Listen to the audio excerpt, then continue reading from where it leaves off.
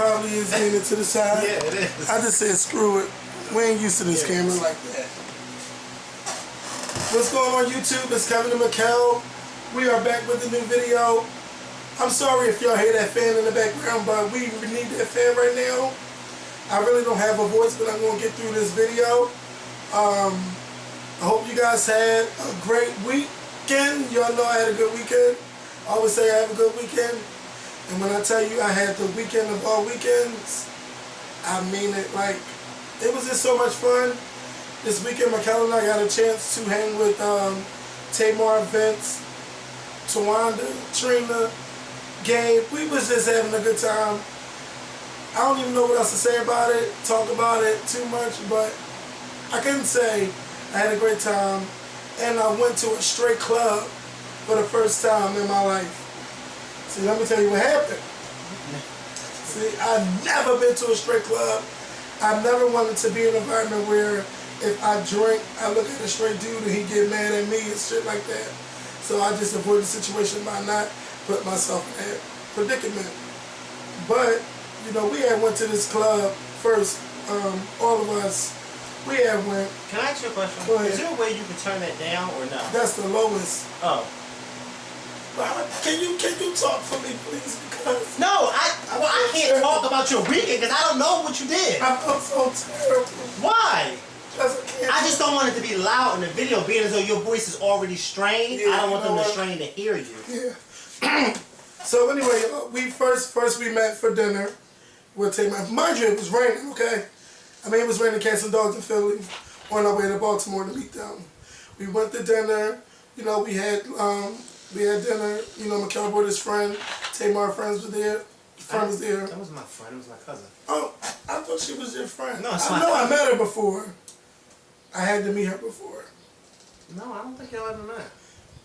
I think we was talking like we met each other before. No, I mean she knows who you are, but I don't because of the show. But I don't think I've ever introduced you to because I don't think she was ever around when we were together. But yeah, that's not my friend. Well, I mean, she's my friend, but she's also my blood cousin. Mm-hmm. Well, she was there. Well, we all just had a great time. So we decided that we were going to go to this little club place. When I tell you what, nothing but lovers making out. I mean, in every section there, we were the only one as a group. So after about 30 minutes, we left. MAKAEL was like, bitch, I'm getting tired, I gotta go. His cousin had to go to New York. I wasn't ready to go. You know, when you see people you ain't seen in a long time, you having a good time. Well, you're not telling the full story. What? Because you're not telling what time we got there and what time it was. Yeah, he's leaving that We got there, okay, we got there around 10:30. And we were with them till like around 1:30, 2 o'clock. You left like... I left before 2. Yeah. And so it was like, it was going on 2. So it was like around 1:40 when I left. Yeah. But I wasn't ready to go. I was having a good time. He wasn't ready to go and he was having a good time and he was drinking because you got to remember, in one of our previous videos, what did we say in one of our, well, what did I say in one of our previous videos? People who don't drive always go on their time. Mm-hmm. So he doesn't drive, I was driving. So he wanted to work on his time. It don't work like that. It didn't work out the way. It didn't work out the way. I'm like, come on, man. I mean, it did work out in your favor because you stayed. And we left. I sure did stay. Let me tell y'all. We was about to go into this place called The Get Down. That's what MAKAEL was like. Alright, y'all, we'll see y'all later, blah, blah, blah. We get into the Get Down. At first, when we roll by, we see nothing but white people going. I'm like, that's crazy. A white club called The Get Down. When we get in there, it's a bunch of everybody in there just partying. A melting pot. Yes, a melting pot. And there was hip-hop music popping off. Everybody was just having a good time. You know, I had found Tamar because I was on my way to the car and Tamar said, no, tell Kevin to come back. So I went back and we partied with them and I just was having a good time. Like, it was just, I would do it again. I really would go to a strip club again. It was just a whole bunch of fun. Then we left, you know, I hung out with Tamar and Vince and we talked and ate and everything. And then I went to bed. Where did y'all go? We actually went to this restaurant. I can't remember the name of the restaurant, but we got something to eat, and then we went back to the hotel. See, you're used to living that celebrity life. I'm used to living a 65-year-old life. After a certain time, I am tired. We didn't get back in until like around 4:30. Oh. Like 4:30. Yeah, I was in bed by then. I got home so fast. Yeah. When I tell you I was driving so fast, trying to get home, my cousin was talking to me the whole time. I said, yeah, keep her talking. Because if she don't keep talking, I may fall asleep on this wheel. It was just so good to see them and hang with them, have a good time. Tawanda also teach me how to dance. Ain't gonna happen, okay? I ain't gonna never learn how to dance. No. I always have 2 left feet. But I had fun dancing with Trina and Tawanda and stuff. You know, they got their little program called The Secret Squirrel. You can follow them on Twitter. If you live in the Atlanta area and you want to be like a personal assistant to someone, they can help train you become a better personal assistant. So you can go to their Twitter to find out more information. And Tamar now has have several sheets shirt. I can't really keep talking. Can you? Tamar has what? I have several seats. She has the shirt. I gave her the shirt. Remember? Oh, I thought you said she was coming out with a shirt. I said no, she can't do that. No. I gave her a shirt. Did y'all see how my facial expression just changed? She has a what? I almost forgot she was my girlfriend. I said no, she can't do that because our stuff is on its way to being okay. Okay. But I forget she's my girlfriend in a minute and say, oh, I forget I was baptizing her. Hold up now. So, you know, after all of that, you know, I had to get ready to go to New York. I left Baltimore like around 2 o'clock. Got to Philly like around 4. Was on the road to New York by 6 o'clock. Wait, where did you stay? Where? Oh, you didn't sleep anywhere because you stayed out all night. They brought me a room at the hotel. At the Four Seasons? Mm-hmm. Oh, well, look at They got me a room. I hung out with them for a little bit. I seen a snippet of Trina Braxton's video because it wouldn't play. The 3G wouldn't play on her iPad. Oh. But I seen the snippet. But it was cute from what I seen. And I don't know what she holding on to. At least that damn video, Trina. Stop playing. She's talking about she got to edit it again. But I liked it from what I seen. Got back home to Philly. And you know, it was Pride Weekend, and one of my best friends from Atlanta came up, and we all went there, and I don't want to talk about the whole weekend, but let's just say I had a blast in New York, and it felt like old times to be with my friends, Javon, Keenan, Tony, myself. We stayed in the projects in Harlem. It was my first Okay! Ain't that some shit? And first of all, we were scared as shit. Usually people go from the projects to the Four Seasons. You backpedaling, you went from the Four. Well, ain't that a when I tell you, we was like, this can't be the address. This cannot be the address. Motherfuckers everywhere. Well, you did say in our last video that you didn't know where you were going. No. You didn't. Sure didn't. Let me tell you, my friends got their little Prada bags, they Gucci, you know, because all of them girls into that label stuff. And we all walking into the damn projects in Harlem where, I mean, it was just, people just looking at us. And I'm like, why did y'all bring all of these bags when we're only staying in New York for one night? I mean, my friend had about 7 bags. Oh my God. 7 fucking bags. Tony, I don't know what the hell he was thinking. Tony don't watch these videos anyway. But well, maybe 7 fucking bags. For one night? For one night. Because he was undecided on what he was going to wear. But I'm like, 7. Well, how much can you do in one day? Well, you know, because the Pride Parade was yesterday too. So we went to the club. Okay, so he was there for 2 days. Yeah. Well, yeah, you can say 2 days. But 7 but bags? Still, you don't need 7 fucking bags. 2 days worth of clothes and 7 bags? How much changing was he changing like every hour? No, he only changed that one time, and then we wore something back home. So you mean to tell me he had 2 outfits for 2 days and 7 bags? We read him for that. Like, so what did he have in 7 bags?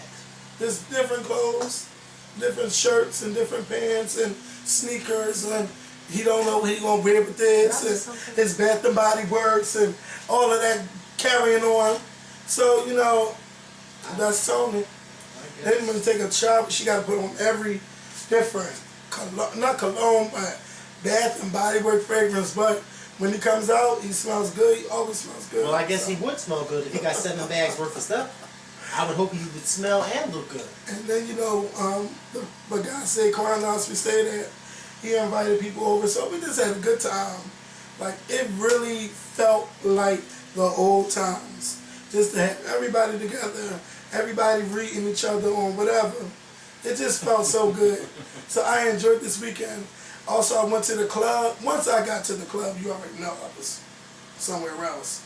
But I just ran into a lot of people, and you had my Buy Girl, Fly Girl shirt on. So I was repping for the Scorpion show. Shout out to Patrick and Polk and the whole cast of The Skinny. I think the movie is still playing in New York. And I also seen that it's going to come on Logo on July the 8th. He gave me the little, the thing to download. I downloaded the album today. I ran into Mark Angel. I ran into Jake Jacobs, Derek L. Briggs, Venom. Oh my God, I can't remember everybody, so don't judge me, because I was out there. Tweet was performing. She done gave me a shout out. And she was, you know, she said shout out to the Scorpion show and everything. She like, I see you, Kevin, I see you. You know, Tweet did her thing. This place called Irving Plaza. Yeah, them motherfuckers tried it because we paid, it was $30 before we got in, right? You know, soon as you see a bunch of people, the price goes up, they went up to $40. But I didn't care because I was just trying to have a good time. And I did have a good time. And I almost cried on Whitney Houston. Like, who did Whitney Houston? They was just, you know how you be jamming? Then Whitney come on, I had to get off the floor. What song? I Want to Dance with Somebody. I just was not in the mood to hear her voice at that time. Not in the mood. But I did the Pride Parade yesterday. It was popping. Everything in New York was just popping. I met a bunch of people out there. This could be a long video. I'm trying to shorten this up. This should be just one video. Anyway. What should be one video? I don't know why I keep, because we talking about our weekend for like 45 minutes. I haven't even started my weekend. Oh no, because you know he got to go in. No, I didn't do anything this weekend. It's all you. Yeah. I just had a good time in New York and meeting a lot of fans of the Scorpion show. I met a girl named Rhea. I met some guy, I can't remember his name, but I told you I'm going to remember the situation. Won't come up to me talking about, do you know Marcus? Do I know Marcus? No. I said, who is that? Oh, he worked at a movie theater. No, I don't know no Marcus. But you can't get to know me, so I gave my business card. 5 minutes later, he gonna come to me, talking about, yeah, MAKAEL or something. He's like, yeah, you work with him, he's your cousin or something like that. I said, no, you need to watch our show, and then you'll know who we are and how we got together. So he confused my name with Marcus. Mm-hmm. But how the hell you work at a movie theater? I don't know. I work at a movie theater? Yes. It was weird. It was so weird. But I just met a lot of people. Well, can I ask you a question? Yes. What movie theater do I work at? Because for some odd reason, I'll be paying to go see movies. If I'm working at a movie theater, why am I paying to go see a movie? I have no idea. But it was, and it was a bunch of ratchetness out there. I mean, you can celebrate your gay pride, but some girls was just ratchet. Oh, I mean, oh wow, you're so shocked at that. Oh wow. I could never. Are you really shocked? No, not really. Oh, okay. But I'm just, you know what? No, but my thing is, because when I go out, I want to make sure I look good. As long as I look good to me, I'm fine. Well, you know, to them, they look good. But I say, you really think you look good when you come out like that? Like, you just know, you got a bunch of confidence, right? Bitch had on gay pride tights. You know how you had them ripped all the way down? Nothing but, happy birthday, nothing but dimples and cellulite, big girl, all of that, all up. It was just a mess. It sounds a mess.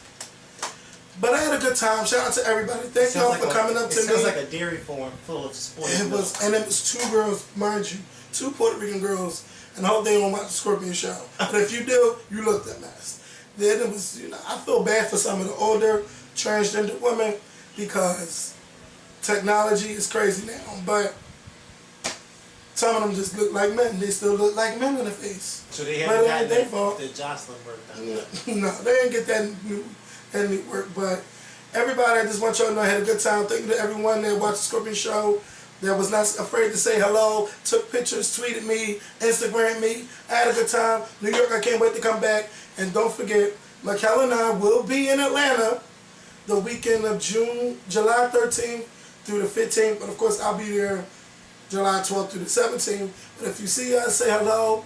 We're going to have a good time there. We're going to have a fucking blast. And a lot of people coming to Atlanta too, so MAKAEL, I'm going to turn this fan on and I'm going to let you talk because I need a break.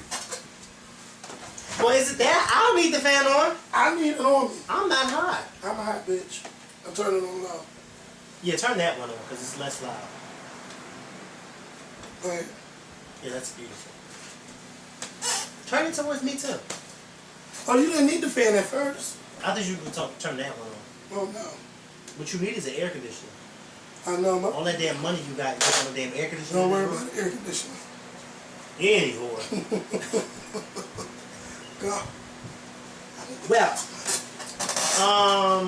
yeah, we went to go see. Well, you already heard the story about us going to go see the Braxtons in I was going to say Atlanta, Baltimore.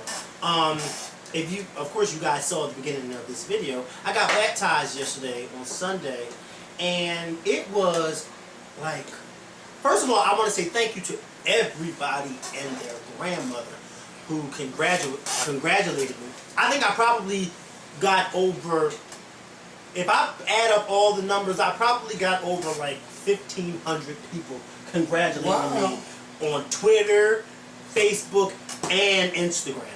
Okay? My baptism pictures got more pictures than got more likes than any picture I've ever posted on Instagram. One of the pictures got almost close to 600 likes, so I mean, it just really made me feel good. Shout out, I want to first give a special shout out to Michelle Williams. She sent me this beautiful text message after I sent her the video of my baptism, and it just made me feel so good. So I want to say thank you to Michelle for that. Tamar, shout out to Tamar. The baptism was really, it was one of those, one of my friends had asked me if I had cried during it, because you know I'm a big crybaby, and I said no, I didn't cry, but I was really filled with a lot of emotions. Like, it was just like one of those things that you're like, wow, I can't believe this is like about to happen, and then oh my god, I can't believe this is happening, and then oh my god, I can't believe that just happened. What was very okay. So as I'm standing in, no, I'm not going to cry. As I'm standing in the pool, my pastor, in the video, as you see, you know, it starts off. My cousin actually recorded it, the one that we went to Baltimore with. Mm-hmm. She recorded it, but she didn't record the beginning portion. She only recorded, you know, up to whatever. And so in the beginning, my pastor had, you know, he was just saying that this is MAKAEL, whatever the case may be. He grew up in this church and he came back and whatever the case may be. And when he said that line about me growing up in the church and coming back, at that very moment, my grandmother's face had came up. And I was just like, oh my God, like I'm just seeing her face.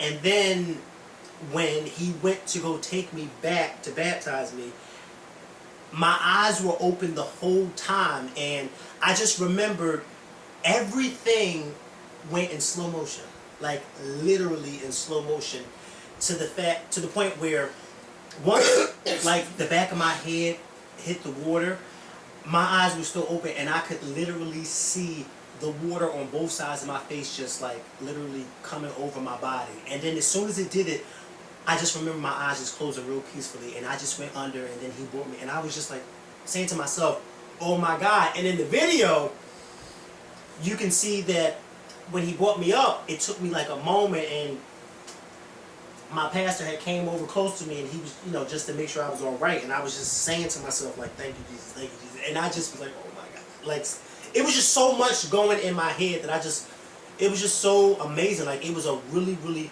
amazing experience, and it made me feel good because there was a lot of people who were hitting me up afterwards and saying that they were so inspired by watching it and by seeing the pictures to go and get baptized, or it was like a really it was like one of those moments that they really, you know, thanked me for sharing with them, because it really was a personal moment. And so shout out to, you know, my family who came. I just had like a really fun experience. I was so happy that my mom's older sister, my Aunt Jackie, she came. She's now the matriarch in our family after my grandmother's youngest sister passed away. My Aunt Jackie's now the matriarch of my family, so I really wanted her to be there. and she was there, and it was like really, really, really a beautiful day and a beautiful moment that I will never forget. And I'm so happy that my cousin recorded it, because I had no idea she recorded it. I remember asking my sister to take pictures as it was going on, but when I had texted my cousin and asked her if she had taken any pictures, she had said no, she had recorded it, and she sent me that video, and I was so happy because it was like a perfect video. So that was my weekend. I didn't really do too much, so. Well, congratulations to you on getting baptized. Thank you. You know, I can't ever get baptized again because, you know, I've been baptized a long time ago in the Catholic faith, but I don't know how long I'm going to be in the Catholic church for. I have no idea. But I'm going to go back very, very soon. And I know it sounds like I say that all the time, but I really think that that's something that I need to do for myself, because I have like so many blessings, man. Yeah. So many, and yesterday during it's good service, to go back to thank him. Not oh my goodness. So I was just about to say, yesterday during service, my pastor was just saying how people nowadays don't really, they forget to actually say thank you, and sometimes they don't verbally say it. Like he was like, you know, it's always, you know, just say it. Like, you know, he was explaining how this woman on his block, he was talking to her the other day, and he said as he was talking to her, the woman was like, I guess she was kind of like hearing the word, and she was just like, you know, telling him like, ooh, if you don't stop, I'm gonna start shouting. And he told her, you know, go ahead and shout. And he said before you knew it, she was shouting in the middle of their block.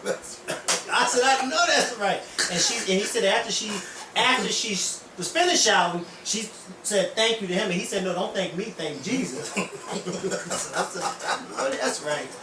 Sometimes, you know, you don't always have to, you know, but he said that she felt like, you know, and she said that she didn't, and he told her, look, go ahead and shout. Ain't nobody gonna judge you. He said, I'm standing right here with you. If you want to shout, you go ahead and shout.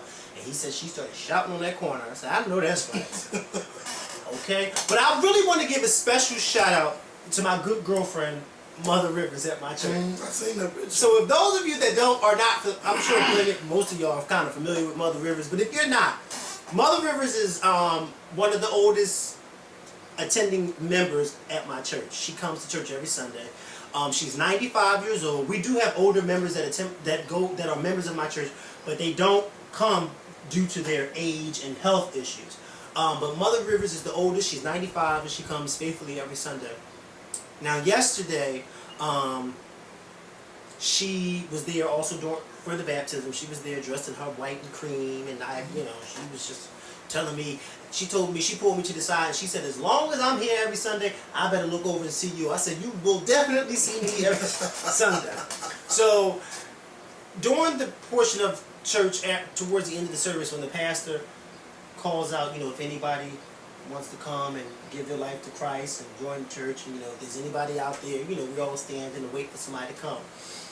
Mother Rivers leaves her pew, and she comes over to the side that I'm sitting on, and she says to one of the women who was visiting, who used to be a member of our church years ago, and then she left to go to another church, and she was coming back to visit one of the women who were baptized yesterday. She had went over to her, and she was saying something to her, and the lady was sitting 2 rows in front of me, but I couldn't really hear what Mother Rivers was saying to her. And as this was going on, the pastor was still asking if anybody wanted to come, and join. And then before you knew it, the lady had stepped off the thing, and Mother Rivers had her hand and walked her to the front of the church and sat her down in the chair and said something to her, and then came back to her seat. And I was just like, wow, and the woman was just in tears, and I was like, oh, that was a really beautiful moment. I don't know what it was. I don't know how Mother Rivers knew that, but she went on over, and I don't even know why she went to this particular woman, but she stood up and she walked over to her, and she was whispering something to her, and then she took that woman by the hand, and they walked up there together. Actually, I have the picture of her as she was coming back. I don't have the picture of her when she was, when she set her down. Well, see, that's the woman when she set her down, and that's Mother Rivers walking back from. Oh, right there? No, right there in the front. Okay. And I was just like, wow. And then this is Mother Rivers walking back. See, I did my good deed.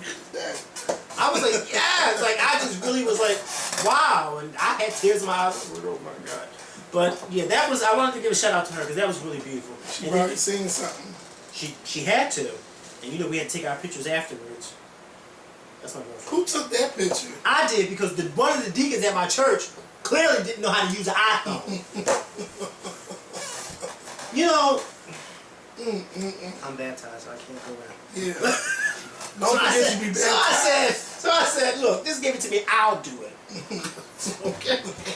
I was reading him in that church. And under my breath. So also over the weekend,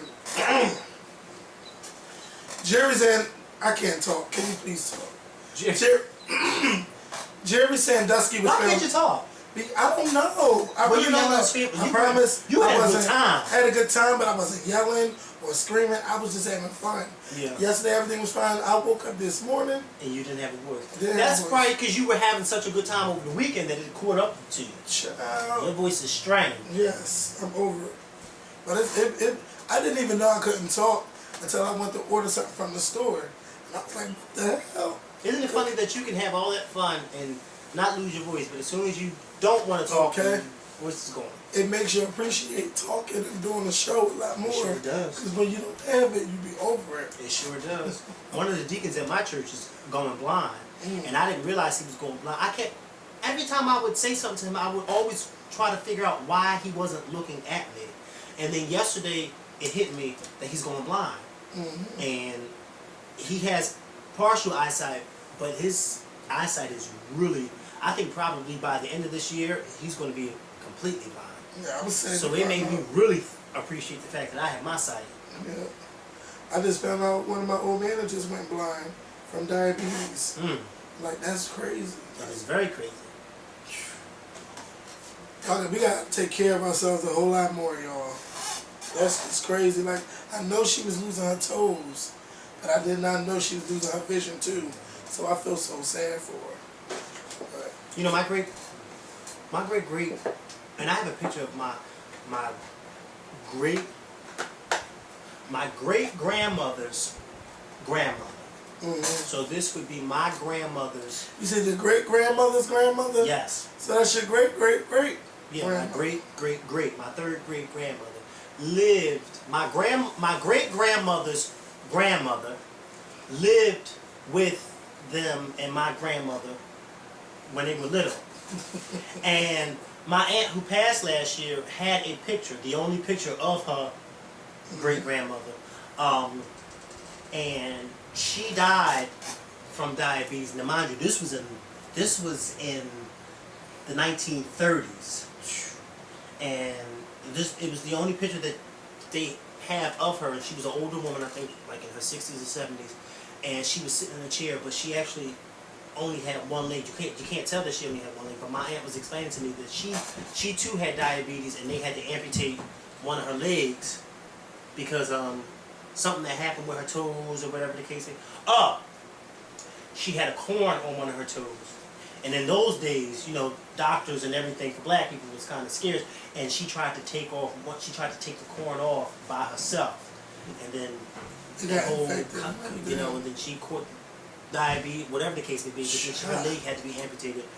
But I said, it makes you really appreciate the medical system and you being born when you were born. You see what I'm saying? Because I can't imagine being born 80 or 90 years ago and growing up in those times. Because I say to myself, they didn't have TV, they didn't have anything, you know, but they appreciated what they had, even though they didn't have much. So, but yeah. We come a long way. And y'all know we can talk a long time. Yeah. But we gotta get into these topics. Let's talk about Jerry Sandusky, found guilty on 43 of 48 counts, meaning he has to serve the minimum of 60 years in prison. 60 years. And today... How old is he? Like 60 something or 70 yeah, something? so basically, he's been the rest of his life in jail. He gonna see Jesus in that cell. And he had the nerve to appeal the rulings of him being found guilty. You know, I just find it, anybody that harms a child, I find it very, very disgusting. And what I find even more disgusting of Jerry Sandusky is that he admits to doing these things, but don't see nothing wrong with what he's done. And that's trifling. You got a wife to just sit there and act like you didn't do anything wrong. And one of your neighbors saying, well, I can't picture him doing that unless I physically see him doing that. That's total.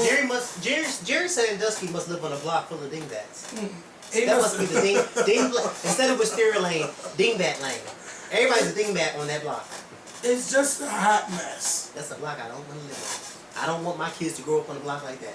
Because apparently none of the adults is watching out for the kids. They all watching out for each other. It's nothing normal about an adult showering with children, especially when you're a coach. Why don't we just talk about this? Yeah.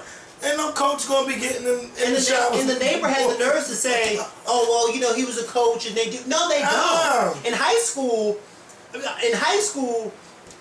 we didn't have showers in my high school, but in the locker room when we got dressed, the gym teacher, he would either sit or stand in a part of the gym where or he would talk to us, or he would talk to us, or he would be in his office. You see what I'm saying? But it was never anything of him touching us or anything like that. It was nothing like that at all. He kept his distance as we got dressed or whatever the case may be. And sometimes when we were getting dressed and he was standing to talk to us, you never felt uncomfortable because he never gave you that uncomfortable feeling. You see what I'm saying? Yeah. It was never like he came over to you to try to because then you're like, no, he always kept his distance. This when the lady said, "Oh, well, it's normal for the coaches to be showering with the and what planet are you living on? Because I would love for you to come back to the planet Earth." What I'm trying to find out is why is the coach in the shower because he's not doing the work.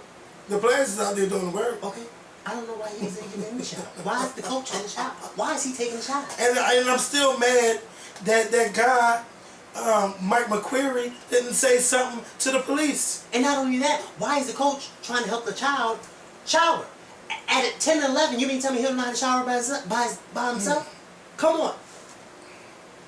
They say he would pick on the weakest of who we think he can get away with touching. Isn't that what we said? Didn't we have a conversation about this a while ago when we were saying that people who usually get preyed on are people who are weak and people who need stuff, and then the predator promises them all these things because they know they're weak-minded and we did have this conversation about that once, and I can because a pedophile ain't gonna prey on no child that's gonna fight back or tell. That's what I say. Because I had to learn that watching Law and Order. Because I remember we did our video like 6 months ago, and I'm like, fuck that. I wouldn't let that happen to me. Yeah. So I'm like, no, you don't let nobody touch you. You better get out of that.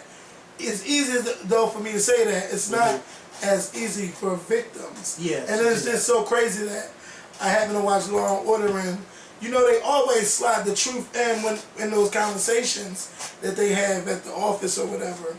And it's just like it was a aha moment.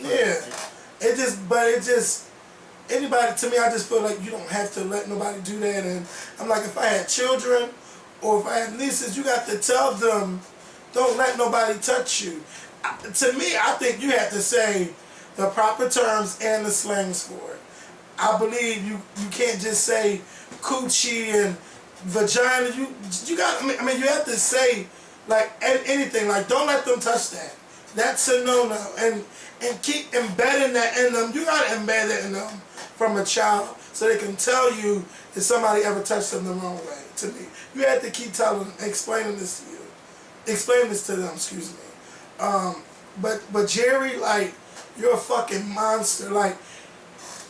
That's a real monster. Like, he was able to just, live his life as an assistant coach and, help all of these boys. But then all of a sudden, he has this dark side to him where he likes to abuse children. And, disgusting. He writing love letters to these children and everything. Disgusting. And how can his wife think that shit is okay? Because she's a demon. A normal wife would not. Yeah. A normal wife wouldn't even stand by their man like that, and you know he wrong. And the lawyer even tried to. It came out that the lawyers tried to quit the case before they went to trial. Who? His lawyer? Yeah. And they said no. But the dingbat catcher got a hold of him and said, "No, y'all got to stay." And then come to find out he was raping his stepson. Do you hear? Yeah, that's the wind. The wind knocking on the door like that? It's the air, the air and all of that stuff. That came from outside. Somebody knocked on that. Closed. No, somebody knocked, like pushed it. It didn't push in, it pushed out, pushed back. Somebody did that. Well, somebody probably on the other side, you want to say? Could be Bernadette. No, Bernadette's sitting right there. She's not out there. She's sitting right there. I see her. I see you. You know, so Jerry, like, you need, I heard that the people already intimidated him in jail. Like, they was playing one of them, one of these songs about a teacher that touched a student or whatever. Like, I really wish there was a law that child predators can get beat up before going to jail. Like a private, not a private, a public beating. Public whooping. Or, you know, get kicked in the nuts. Something bad, you know. That's not just because I'm tired of these stories. Then you hear about another priest, but the jury was, it was a hung jury. They only found them guilty on 1 out of 5. You know, it just sickens me that priests do this to children when they could be just having with the nuns. I don't understand, like, why become a priest if you know you're going to prey on boys? And they always preying on boys. You never hear nothing about a priest touching a girl. Not saying I want to, but it's just sad. Like, why can't the priests and the nuns just have sex or whatever? I never understood it in the Catholic Church. Why, when you say you got to give your life up to God, why you can't have sex? Because it leads to shit like this. You know, it's... I feel bad. I feel bad. Not having sex does not lead to stuff like this, because I haven't had sex since sex. Okay? I mean, I've been sexually active. I just haven't had sex since December of 2010. And that doesn't leave me to go want to sleep with a little boy. No sirree. Because you know why? My attraction is not to a little boy. Those people who do that are monsters, and they're pedophiles, and they're disgusting. They get this high up position because they know they have a better chance and authority of getting with these kids in a private setting. That's why a lot of times when you see on the news, a lot of people getting caught for doing stuff like this are teachers, coaches, and priests. Why? Because they have easy access to kids. They can be left alone with the child one-on-one, because you say to yourself, I send my child to school.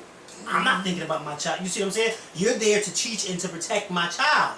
You see what I'm saying? And so, and with a priest, parents, they don't look at a priest in that way. They think that, oh, you know, I said this before, and a lot of people disagree with me. I think you should look at a priest in a certain light like that. Because at the end of the day, under that robe, they are still a human being, and they are still flesh like you and I. Still flesh like you and I. Just because they're preaching the word of God does not mean that they don't have tendencies like you and I. So that's why I feel as though you should look at a priest like that too, because you got to be real careful with these people you leave your kids with, especially your child. I know, I was thinking about this the other day when I was driving past around the corner from my house, and this woman was carrying her baby on her arm. And I said, you know what? I said to myself, mothers are so protective of their kids. And I said, it's not even just human beings, it's animals too. You see animals, when they have little small, they protect them from like other things like that. And I feel as though that's how parents should always be with their kids. They should always be protective of them when you got predators out there like pedophiles, because they will stop at nothing to get a child, especially in a private setting, and they will throw all these, you better not tell, or I can hurt your mom, or I'll hurt your dad. And you also, I think, when you're teaching a child not, you know, what areas I think you should also teach a child, if a person tells you that they're going to hurt me and hurt your dad if you tell, I want you to remember, they're not going to hurt me and they're not going to hurt your dad. So you better still tell me. Okay. Because some kids get that in their head and they think, oh my God, I can't tell because they're going to hurt my mom and dad. But you got to let them know. If somebody say that to you, don't even think about that. You better still come and tell me, because ain't nobody going to hurt me. I'm here to protect you, and I'll whoop somebody's behind. Don't. Just don't. And I like I said before, I think you should look at priests in that way. I mean, you don't, I'm not saying going around and pinpoint at a priest and say, oh, you a pedophile, you nasty. But you shouldn't hold anything for granted. Because anything could happen. Anything could happen. I'm sure those parents whose kids was molested by a priest never in a billion years would have thought that the priest would do that to their child. That's because they had too much faith and confidence in this priest. You can't do that, because just when you slip and you turn your head, that's when something happens. I forgot what we were talking about. Jerry Sandusky. It's all intertwined. Yes. Bitch. Yes.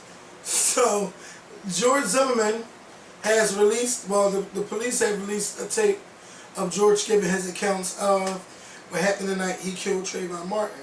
Which apparently was recorded the day after. Yeah, February 22nd, I believe. I don't believe this story, not for a second. I don't believe it at all. You know, and I think it's sad that he gets the chance to tell his story, and Trayvon can't tell his story. George Zimmerman, he can't be trusted because he's a big-time liar.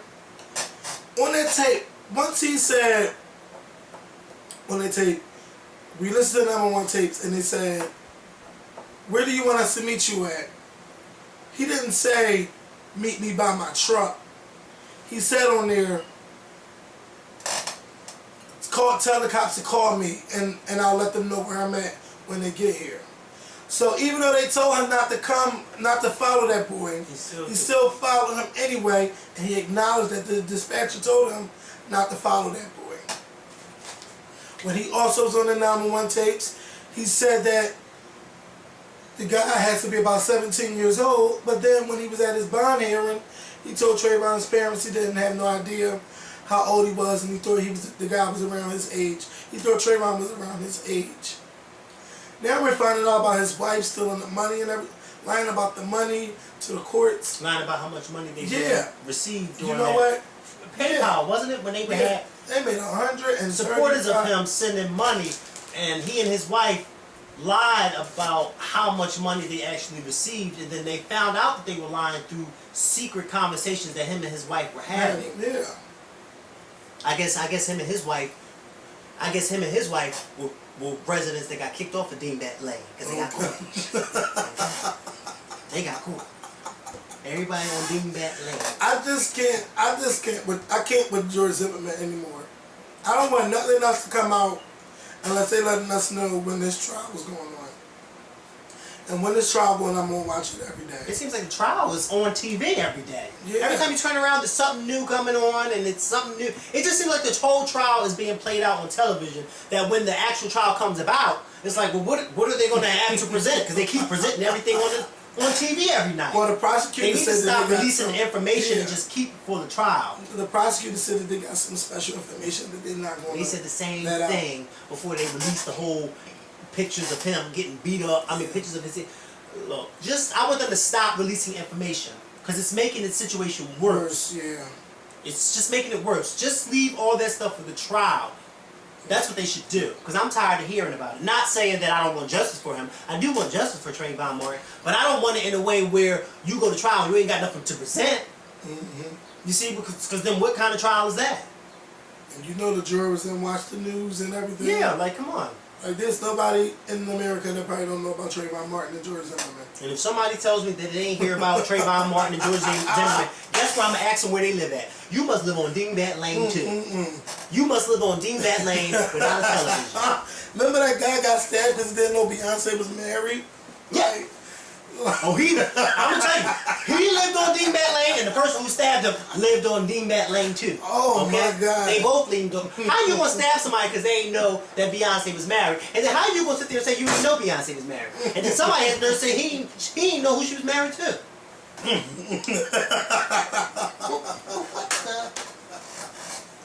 It's a mess. Dingbat Lane is go. You know what? My seating chart, the next time. Yes, I'm the next time, all of them. Okay, because I added all of them. The next time, because you know, for a while, my editor, his computer was down, so I had to wait. But everybody been piling. The next venue that we get is gonna be a neighborhood setting, and everybody gonna be on Dingbat Lane. Everybody gonna have a house to choose from on Dingbat Lane. Okay, I'm gonna seat Gabe again. Yes, looking like Eric Estrada from Chips. Okay. I can't wait to see Braxton Family Values in August. It's coming back. The kids that attacked the grandmother on the bus. The bus aide. Yeah, I wanted my mother sick so bad, but I didn't have the time. And she was asleep, or I had to go somewhere this weekend. I wasn't home. But It was just terrible to watch. I would be so embarrassed that was my child because they knew better. They knew better. And you talking about, excuse me, that's somebody's grandmother, and you're in the 7th grade, Talking and like you that, treat doing her that, like that. to the point where she starts crying. That's horrible. That's horrible. Then you know they some of the students sent out apologies, but the woman said that they were like lukewarm apologies. Basically, they weren't. They weren't sincere apologies, which I side with her because I say, you know what, those kids, they knew better, and they just looked like they were out for having a good time. And I don't think that was funny at all when I saw it.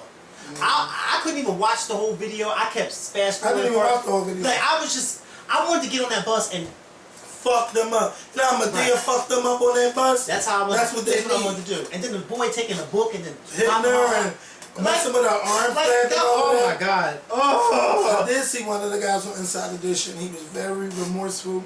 He was just so embarrassed. He should have been. Like, he should have been.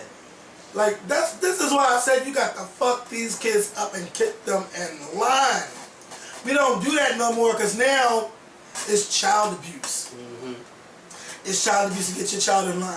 No, but if you teach them the right way, they won't be doing shit like this. Oh my goodness, my sister. I can't picture me ever talking to an adult that way. When y'all see me tweet Miss Evelyn Braxton, I put Miss Evelyn Braxton on Twitter. Like, you gotta have a sign and a form of respect. You know, where is the respect? These school children don't have no respect for their teachers. They call their teachers bitches, motherfuckers. I could go out on the corner and go pick up my niece from school, and that's all you hear these children do is curse. They say what they want. They have no respect. They want to fight. So I can't say that I'm really shocked that that happened to this old lady. But it's sad that they didn't have no compassion for her because she was an older lady. And she had to sit there and take that. You just can't suspend them. No. You have to make an example out of these motherfuckers. I said the same thing too. And did they get suspended? I don't know what they're doing because, you know, school is out, you know. But I think they should be expelled. Guess what? No, they need to be expelled. I don't think they should be expelled. Service. Yeah, I don't think, because I think being expelled is a little too drastic. But I think the first week of the new school year, they should be suspended. And if the parents decide to take them out of that school, then guess what? Y'all need to issue some type of community service for them for a whole month. A month of community service. Since they in the 7th grade, you said? A month of community service. That means every weekend they need to be in somebody's playground or in somebody's schoolyard painting and covering up the graffiti that's out there and cleaning up. Because there's no way in the world they should get away with something like that. They're lucky their name's not out there. Because you know, there's people, no way in the world. They're getting already like sending out death threats and everything. Yeah, so that's a little too extreme. Yeah, I would never do that. Yeah, I wouldn't do that either. But these kids need to be made an example out of. You don't just have them issue an apology. You let them know this is not to be tolerated. You don't go around, you don't do this to kids, and you don't do this to adults. Especially not somebody's grandmother. And what made me mad is that I think this bus driver could have pulled that bus over to the corner and said something to them children. Well, if the bus driver knew what was going on. Because, you know, sometimes, but I don't know, because you can't see the full length of the bus. So you don't know if she's in the middle of the bus or in the front of the bus or in the back of the bus. And you know when I look at this early in the morning, because I don't know if you get to see it, but early in the morning when I'm on my way to work, and I'll be walking to like the bus stop, the train station, or walking to my job after parking my car, whatever, if I drive to work, and you'll see these school buses drive by with these kids on the bus, and you see kids on the bus standing up on the chairs, talking to each other, some of them hanging out the windows, yelling at, and then the bus drivers are steady driving like ain't nothing going on. When they're supposed to tell these kids to sit down. It's like, sometimes when these kids are all loud like that, you don't know what's going on in the back of the bus because your concentration is driving the bus. You see what I'm saying? It's driving the bus, so you don't really know whether or not what portion of the bus they were on. But I think it's really, really disrespectful that these kids would do something like that. it's all about how you raise your kids. Because I would have, my sister said something to me this weekend, and I can't remember what she said because I really wanted to repeat it, but I can't remember what she said. But I just remember my response, and I told her it's all about how you raise your child. And I said to her, you rear your child on how you want them, in which way you want them to go. You want them to go a certain way, you raise them up so that you don't sit there. There's no way in the world me or my sister would have ever gotten to that point where we would do what those kids did on that bus. Because the minute my mother or father heard about something like that, it was lights out for us. We would have been, okay, baptized. I would have been baptized a long time ago. Since like the 7th grade. That's like the last time I got a beating, but it's like, it comes to a point where you get too old for stuff, and you don't want to blame everything that a child does on his parents, but it has something to do with the parenting. With the values, because they didn't have no respect for her, and they just kept going. I mean, for who knows how else longer they went. When before somebody pulled out the video camera, she didn't even know she was being recorded.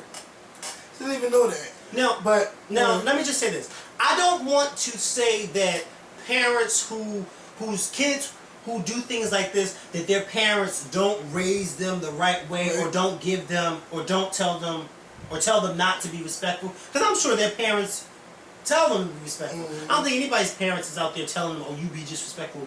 No. But I think that it comes a point where you have to discipline and chastise your child to the point where they know that certain things you just don't do. Like, I used to have some friends when we were in school, I used to have some friends where some of us would do certain things, but you always had that one or two friends that would be like, oh no, I'm not going to do that. Or they would always stand to the side and they would laugh, but they would never participate. Because they knew that if they did it, the consequences would be at home. And that's how my mom used to get me. It don't matter where you at. My mom used to always tell me, you don't know who knows me out in the street. And if you do something out in the street, you don't know how it's going. Because I remember one day, I'm older now, I had went downtown on my lunch break. And so when I got back home, this was when I was working out at school. And when I got back home, my mom had asked me, she said, what was you doing downtown? I said, how do you know I was downtown? You don't know who I know. And I looked at her and I said, and then it clicked in my head when I was young, when my mom used to say that. You don't know who knows your mom or dad out on that street. And they may see you acting a fool, and don't you know your child is down here? You see what I'm saying? And then you got certain parents who'll be waiting for you when you get home. Or you want to act up. So you got to get your kids in that, you don't do stuff like that. I miss the days when even your neighbor would get you in line. They went to the point where they hit you. But you knew. But you knew. Yeah. You knew better. Yeah. Because you're not even going to tell your mother when she come home. Okay. Then you're going to get fucked up. Like, I still remember a lot of the stuff that my mom told me. Like, she probably didn't think I never was listening, but I always listened to everything. One of the main things is, if you want to be anything, be the best at whatever that you do. And to not sell drugs. And she's like, who wants to stand outside on the corner selling drugs? Who wants to be in the cold, in the middle of a blizzard trying to sell somebody drugs just to have money? If you see people around you doing that, you say, F them. You don't have to do that. And I've never done it. And I stayed away from it.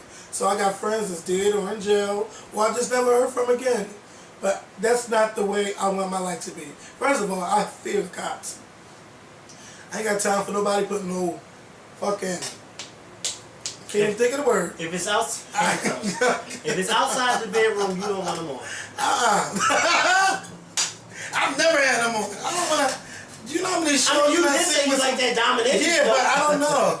Because you ever see them movies where people get tired up thinking they're going to have a good time, and bitch, they get robbed of everything and they can't do nothing because they fucking tired up? Hell no. With a red thong on. But it better be somebody that you love. You want to let them tie you up and tie you down. If they do it, you better call somebody ahead of time and say, look, I'm about to tie. If you don't hear from me in a couple hours, call the cops. Okay. I remember when I was talking to my ex when I used to go out to this way. And every weekend, I would tell somebody, look, I'm going out here.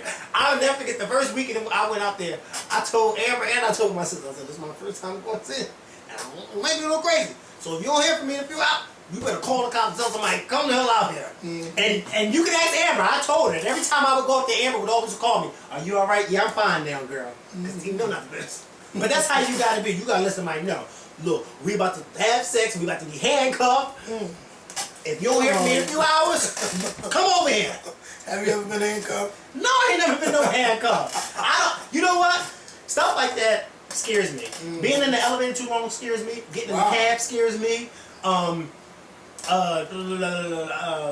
Being in a small space for too long scares me. Child, being in the bathroom for too long with the door closed scares me. What? What? Unless I'm taking if I'm going to the bathroom, that's a different story. Child, yesterday at church, when I was about to get baptized. So you know the church building is an old Catholic church. So you know y'all Catholics, y'all got all these different hidden ways and passages in y'all churches. No wonder why those people be listening to those boys, they all different rooms to go to. So this one room that we went in, we were putting our clothes in. Well, one of the deacons and then the other gentleman who was getting baptized, they left out the room before me, and just as they were leaving out, the door was closing, and I went to try to catch the door, and I couldn't catch it. It had no door handle or nothing. So I was stuck in the room. And I'm banging on the door, but they must have walked away so fast they didn't hear me banging. So I'm standing there like, wait a minute, how am I going to get out of this room? Not realizing that I could actually push the door. And so I pushed the door. Wait, why did I just tell the story? Because you was locked in the bathroom. Yeah, but I was getting, that's why. I was getting nervous. Oh my God, I'm about to be locked in this room. Somebody get me out of here. Child, if I'd have been in that room for too long, they'd have been hearing me screaming, ah! And I'd have been embarrassed. But I don't play that, though. That's a little tidbit to tell you. My mind don't like tight places neither. Yeah, I mean. I can't remember the word. Claustrophobia. Yeah, claustrophobia, yeah. That's another thing, too. Being on the air. Now, I love a window seat on an airplane. But being in that window seat for too long, that's why when I go flying places, I always. Look, I know y'all may be tired of me, but y'all got to move. I got to get up and walk up down this aisle because I can't sit in that closed space like that for too long. My body starts overheating and I start getting real nervous. Like, okay, it's time for me to start moving. Maybe you need to sit in the aisle seat then. But see, I like to rest my head, and I can't rest my head in the aisle seat. That's sure my neck. You know, my neck would be like, and I wake up with a stiff neck like I was. My neck's stiff right now. Everything's stiff on you. Don't shut up. Yeah, my arm was kind of sore. You really had a good time this weekend. Yeah, you know, let me tell you. The best songs to play on the road trip. Nicki Minaj, well, they kept playing Nicki Minaj. Then they want to battle each other. You know, if she's on the feature, they'll turn the music down and see who can say all the rhymes without fucking up. They turned me on to Roman Holiday. I never thought I would like that song. I hate that fucking song. But they made me love that song because I heard it so much. And, you know, we kept playing End of Time. The intro to End of Time, we played about 10 times. Just to go off to the beat. And my sister had no idea that that's what she says in the beginning of End of Time. And I had to explain it. I said, you didn't know? No, because I was saying that. And my sister said, why are you saying that? And I said, that's what she says in the beginning. She said, is it? And I said, yeah. I said, you didn't know it? She said, no, I didn't know that's what she says. I said, yeah, that's what she says. But it don't say it. But it said, don't fuck with me, don't fuck with me. Then we kept doing da-da-da-da-da-da, and we was moving. Oh, that's the intro to the Rebel. Really? When she does the breakdown. Oh, she's got dance steps in there now? I showed you the video. Bitch, I don't remember seeing the intro of Rebel? She was hiding behind the screen and everything. Yeah. But we ain't got that version. But I don't have that version. Damian Crawford has that version. Remember when he performed in Baltimore, he had that version. You didn't see that? I watched him do it too. No, not him. I'm talking about, I sent you the video. I watched the whole video. But you don't remember it. I don't remember her. I mean, I remember it, but I didn't know. I don't remember. I remember it, but I don't remember whatever. Yep. But End of Time, we listened to End of Time, Love, we listened to all of that. And you know I got the live version of... Love on Time? No, the live version, yeah, I got the... What was the Rosalind? Somebody sent me the file. So I was listening to so you got it on your phone? My iPad. I need, on your iTunes? I need to put that on my iTunes because I don't know how to do it. I can email it to you. But then how do you download it? Will you download it on my computer?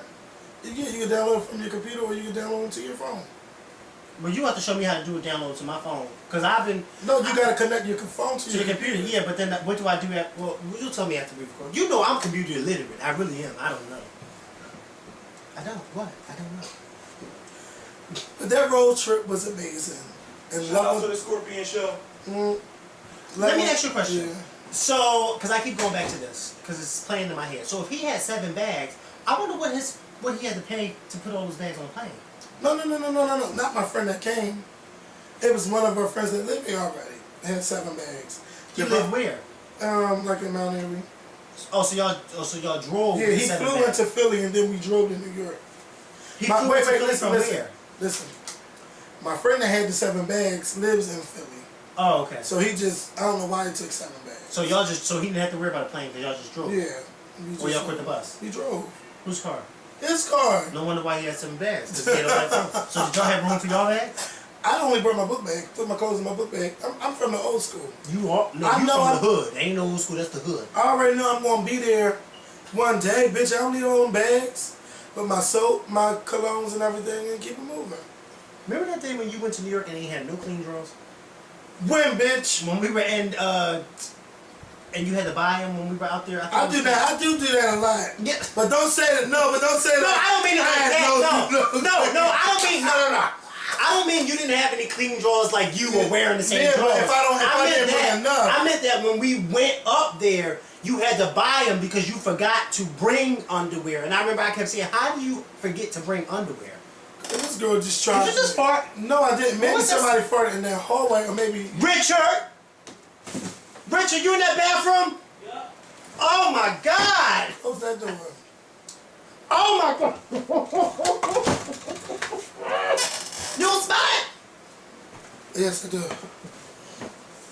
Richard! What you eat?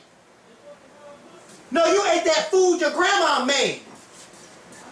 It smells terrible. You told me downstairs you do live here. Now which one is it? He smelled like he ate a whole dead dare. It smelled like he's pooping out Bambi. It do stink. He came all the way up to the 3rd floor to do that. And he did it on the 2nd floor. Who taking a bubble bath? Did you hear what he just said? Your grandma's husband is taking a bubble in bath. I don't take bubble baths. He's too old to be taking somebody's bubble bath. That's what Richard just said. He's in there taking a bubble bath. And I just told you he's not taking no bubble. How you know? You ain't down there with First him. of all, how you know what kind of bath he's taking? That's what Richard said, not me. I'm only telling you what Richard said. A bubble bath. Memphitz and K.Michelle. This house is, you know what? I don't live here. I don't. I'm moving forward. All I know is this. Memphitz and K.Michelle. One of y'all lying. One of them is Kevin. One of y'all is lying. One of them is telling the truth, and the other one is lying. And I think I'm going to lean more to K.Michelle. Even though we don't feel this Even though we that's so allegedly Memphitz beat her ass or had done some stuff to her, and she's talking about it, and he don't want her really talking about it. No. He ever said he done told Mona, if my name come out, I'm coming for y'all, I'm suing y'all. Now unless y'all got proof that I did this, y'all better not put my name in this. Ooh. That's what he did. You know, he was saying how K.Michelle ain't had no $2 million deal. It was more like $500,000, which is $500,000 for those who don't know. And he just kept going on and on. That's not the type of man he is. That he never stole money from her because he said that he doesn't even have access to, he didn't have access, or he don't have access to his artist money. But if he don't, how do he have access to her teeth and her ass and her?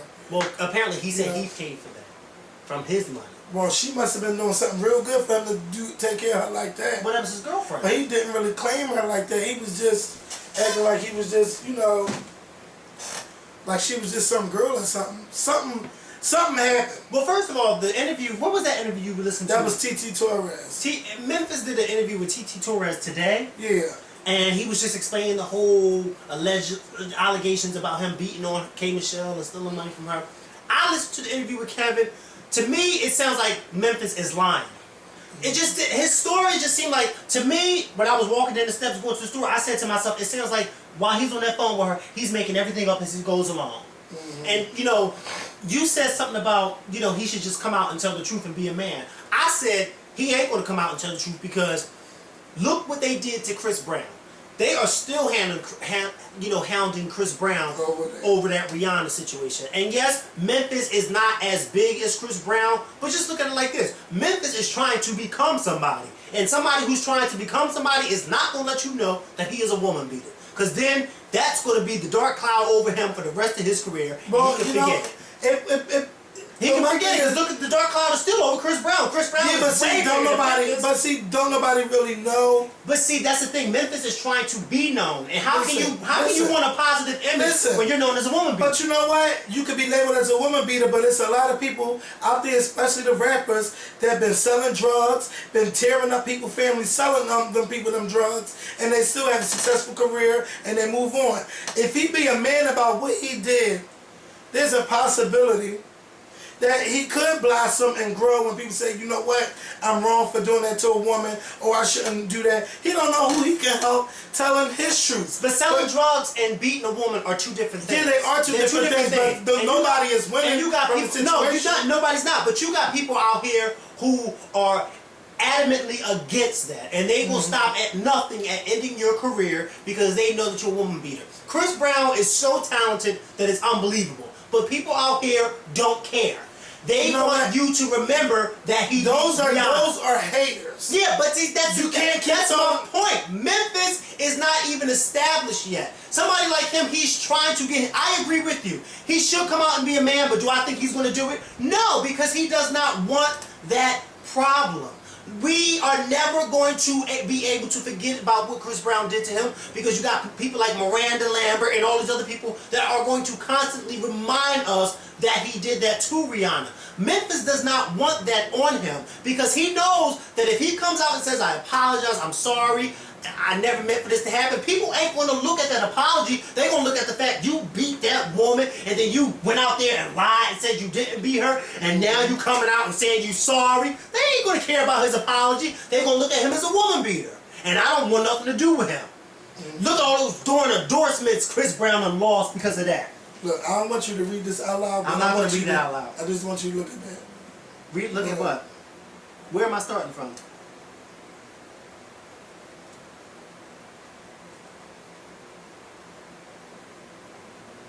Which one is who? This man. Well, no, I know that's you, but who's this in the picture? Like, it's three of them. I don't know who. I'm talking about that when I tell the camera. Okay. But see? Yeah. So that's what I'm saying, but... Yeah, but I mean, Memphis, you know what, buddy? If I was you, you know what he should have did? He should have just said, he shouldn't even did that interview. I'd have just left well be enough. Well, let it be alone.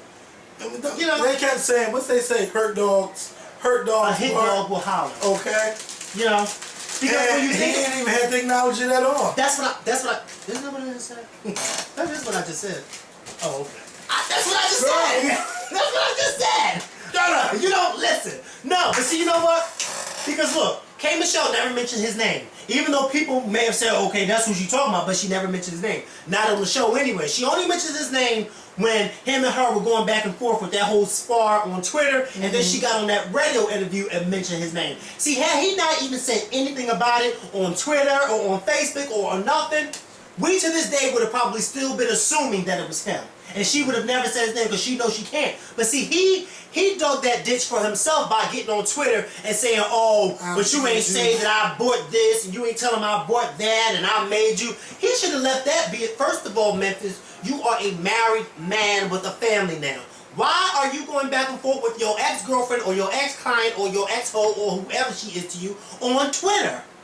Toya should have nipped that in the bud right then and there and said, no. You don't do that, because now you're bringing drama to me. Because see, K.Michelle or somebody associated with her is going to step out of line and say something slick to Toya. Because you add her on Twitter, Toya, you better watch out because he going to beat you up next. He was making K.Michelle look like this crazy girl. Yeah, he was making her look like she was crazy. And that's not to say that she probably isn't crazy or wasn't crazy, but I don't believe him when he said he didn't hit her. Because that whole story that he told about when they were in that hotel room and she turned into Tasmanian devil and she started hitting him and he wasn't hitting her back, he told the housekeeper, yo, call the cops because she's throwing stuff out. Oh, because that's a bunch of bull.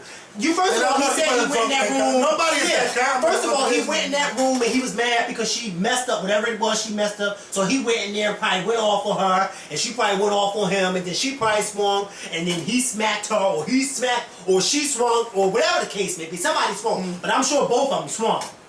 All I know is K.Michelle is reminding me of another Keisha Cole with all of this drama. Now, I ain't saying Keisha Cole got beat up or nothing, but it's just like, girl, turn all of this pain into music. That's all I want you to do. Because right now, you're building your name off of drama, and that's not cute. I mean, you went through your situation with Tamar. Now you're going through the situation back and forth with Memphitz. Like, I don't really care about all of that too much. I want to know, what can you do musically? I know you can sing. Now, put it in a music, release it as an album, and let's see how good you do. Let's see how good the people are into, let's see if people are into you. I know people not really talking about your drama on Love and Hip Hop like that. It's about Stevie J and Jocelyn and Mimi.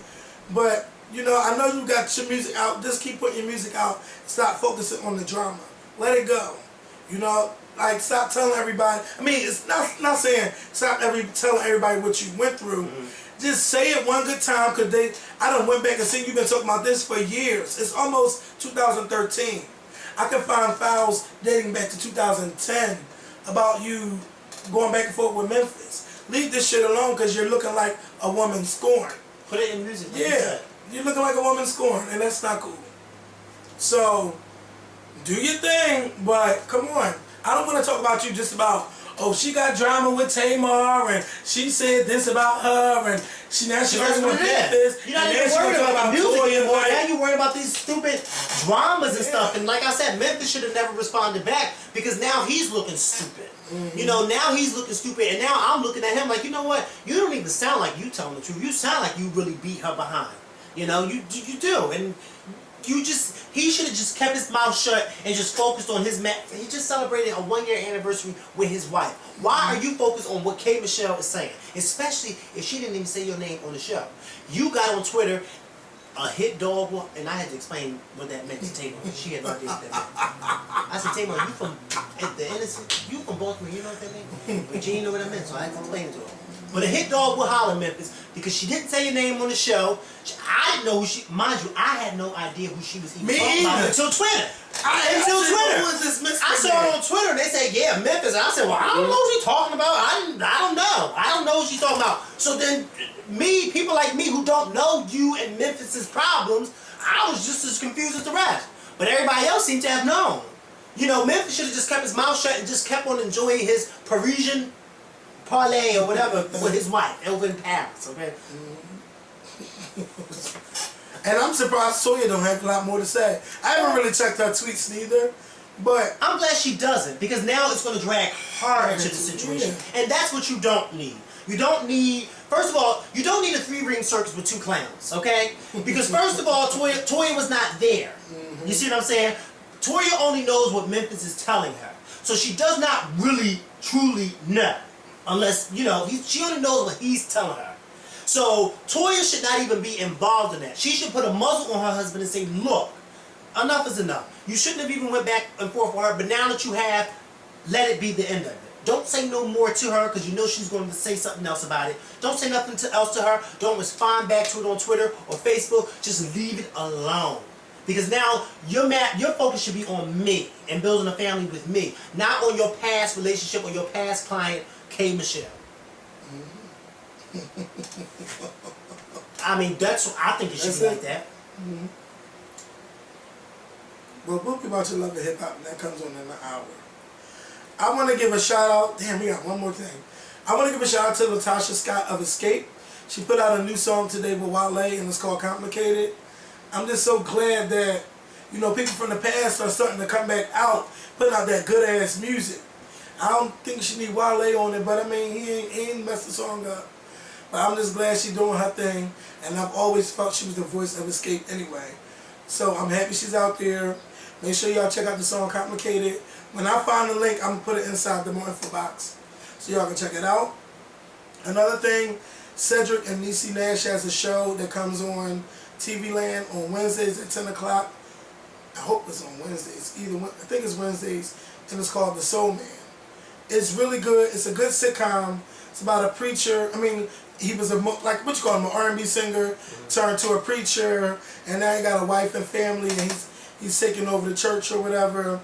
I found it to be very entertaining, and what I love about this show is that it's funny without trying to be funny. Because you got some sitcoms that go over and beyond to be funny, and that's what we get a lot these days.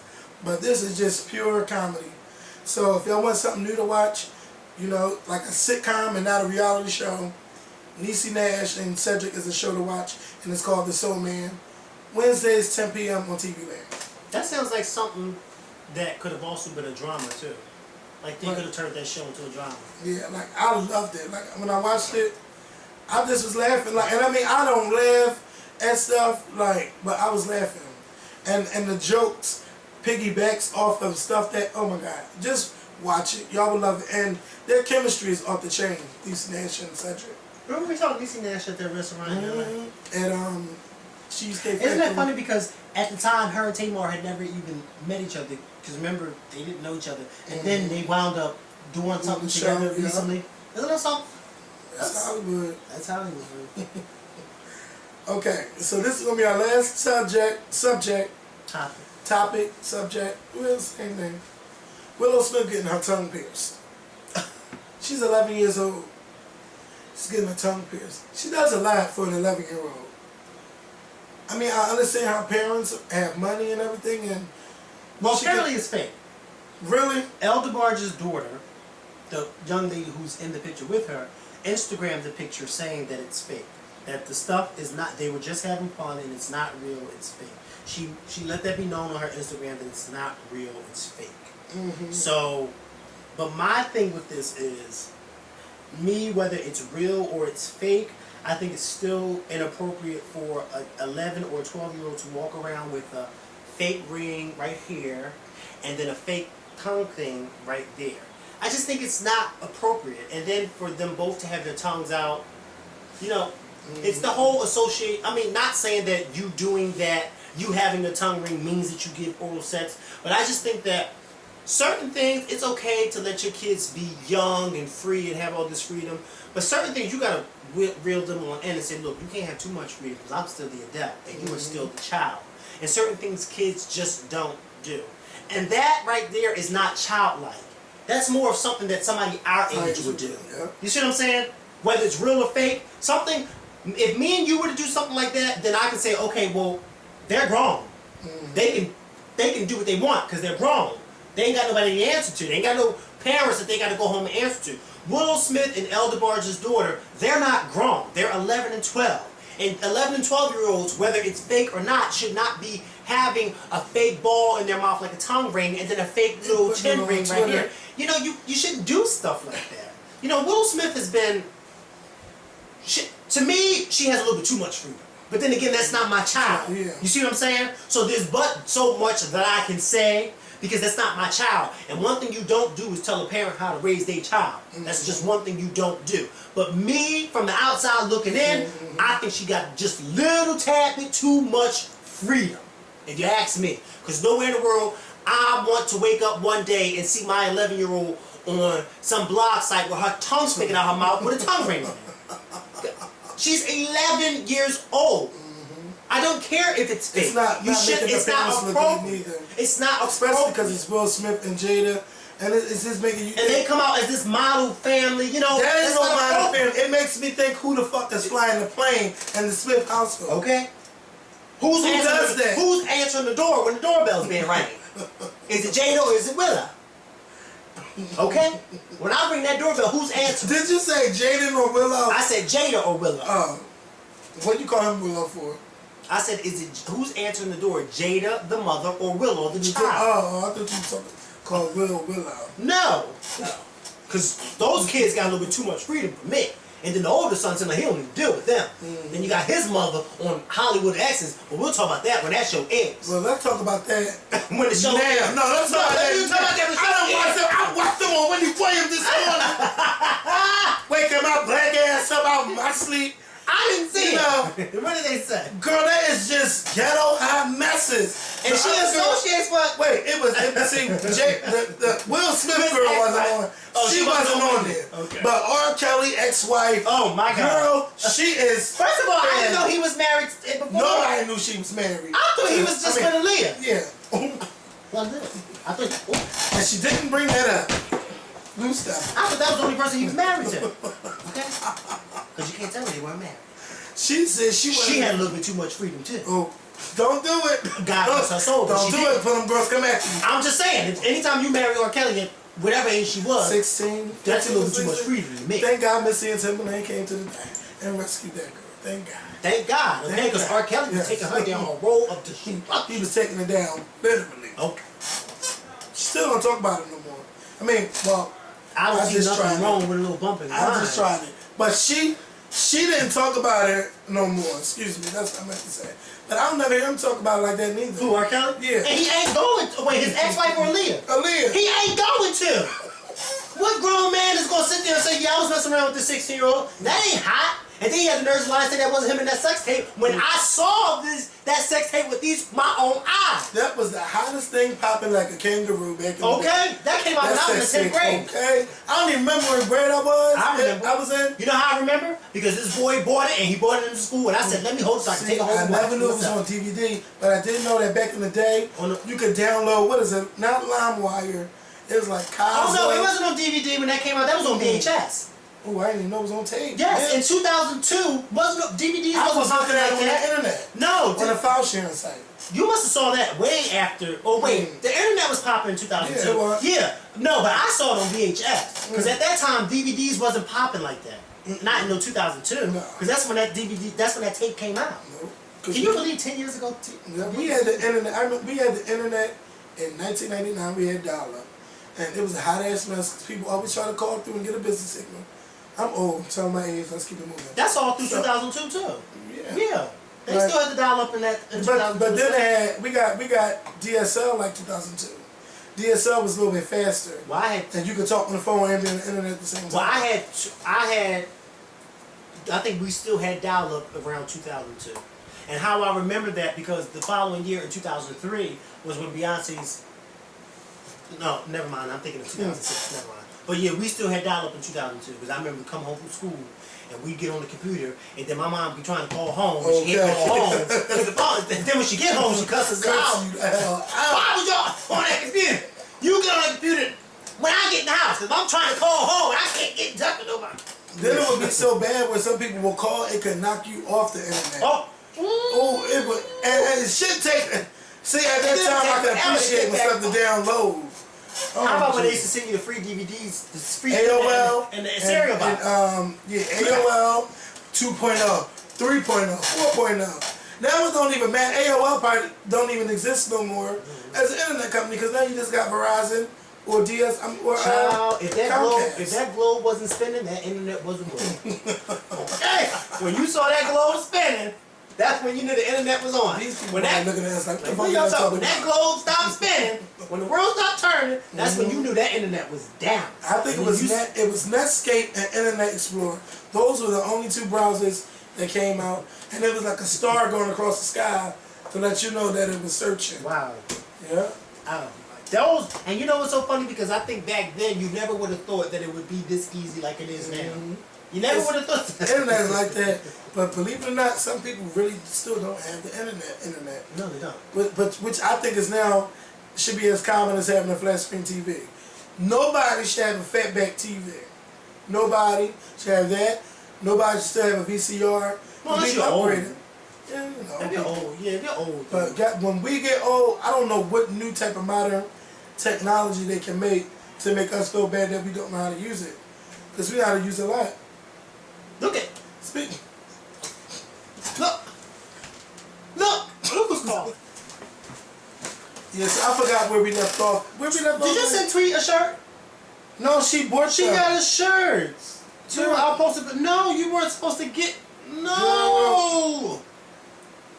Look, I ain't say nothing because she had already ordered it. I said, we can't do nothing about that. But make sure y'all follow, tweet at Miss Hummingbird. Tomorrow she releases a new song. It's called, I don't even know what it's called. but it's 3 Tuesdays. Okay, hold on. Mikkel, what was we just talking about? We were talking about Hollywood exes, but then we went on. Oh, to, yeah. So you gotta say what you saw. Yeah, that was on Wendy Williams this morning. It was Kelly Rowland's ex-wife. R. Kelly's ex. R. Kelly's ex-wife, Jose Canseco's ex-wife, and the Murphy. Eddie Murphy. Nicole Murphy. Nicole Murphy. I think you're the only one that should be doing interviews because she don't even got common sense. Yeah. Or she's her common sense is very common. She was on point. She ain't on Dingbat Lane. Yeah, she ain't on Dingbat Lane. Okay. R. Kelly's wife is ghetto fabulous, honey. That's all she kept giving me. I'm beat, I'm snatched, and don't I look good? She's trying to make a name. She's trying to make a name for herself on that show. She wants to be the next Nina. Jose Canseco's wife, girl. I mean, thank you for showing up. But you could stay home. I don't know. You still playing like bitch. Shut up. Nicole Murphy is the Babyface ex-wife on the show too. Well, what's her name? The one that's with Deion Sanders? No. I think she's on there too. Ooh, either she's on there or she's the executive producer. Yeah, I think she is executive producer. But they on it. Child. Yes, it's a whole hot mess. You know what? And that comes on Wednesday at 9 o'clock. This Wednesday. So I'm gonna be watching that too. This Wednesday. Yes. So all of these shows coming on my TV schedules line up. Mondays, Love and Hip Hop with wrestling. Tuesdays, Dance Moms at 9 o'clock on Lifetime. Wednesdays, now the Soul Man and the Hollywood Exes. Thursdays, LA Hair and Scandal's not on. There's something else that come on. I love LA Hair. Fridays, I ain't got time to be home watching TV. Or Saturday. Sundays, I don't even watch my bars like that. But the Chicago version. But I think I'm gonna get into it. The Chicago version was that episode I saw when they was fighting in that thing was funny. Yes, and them girls is a mess. They are. I want to know how. I want to know what bar they find these women from. Because they all look like they came off somebody's bar stool. I want to know how your father died and the government takes the body and don't tell you where his body at. That's what I want to know. Where the hell they do that at? She said the FBI seized his body. They ain't seized his they ain't funds. never see him again. They ain't seized his money or his funds. They seized his body. Okay, the body. And claim he died, and they don't know what they did with his body, so he never had a proper funeral or nothing. The FBI take that body. They got that body hidden somewhere. They got that body right along with Jimmy Hoffa. Okay? Because you know we still ain't found him. It's a mess. Jimmy Hoffa is at the bottom. Jimmy Hoffa is sitting pretty in one of those rooms at the bottom with the Titanic. Okay? You know what I noticed? White people call the gangs a mob, and black people call it a gang. Like, I just find that so weird, but... They all mean the same thing. Yeah, same thing. They criminals. At the end of the day, they all shooting and killing. Okay? And I don't want to be part of none. Drug money. But the mob is more... When I hear that name, First of all, more, I don't understand how somebody as big as Jimmy Hoffa... I've heard of him. The story of Jimmy Hoffa, as big as he was... one of the Teamster leaders back in the 50s and 60s, as big as he was, that man disappeared one day, and to this day they have never found his body or don't know what happened to him. Because somebody probably grabbed him up. Somebody got him. But I mean, as big as he was, you mean tell me nobody slipped and said, well, this is what after... Mind you, he's been missing since the 70s. And it's probably close to 40 years since he's been missing. Well, how old was he when they took him? Jimmy Hoffa was probably, what, in his late 50s or early 60s, close to 60, maybe in his early 60s. Like, and this man his body has never been found. Nobody knows where he is. Nobody knows who got him. Nobody knows who got him. Like, that's a mystery within itself. Like, how do you just disappear off the face of the earth? Look, Jimmy Hoffa's hiding in North Philly. I don't care what nobody said. He is. Well, I want to say thank y'all for watching the Scorpion Show.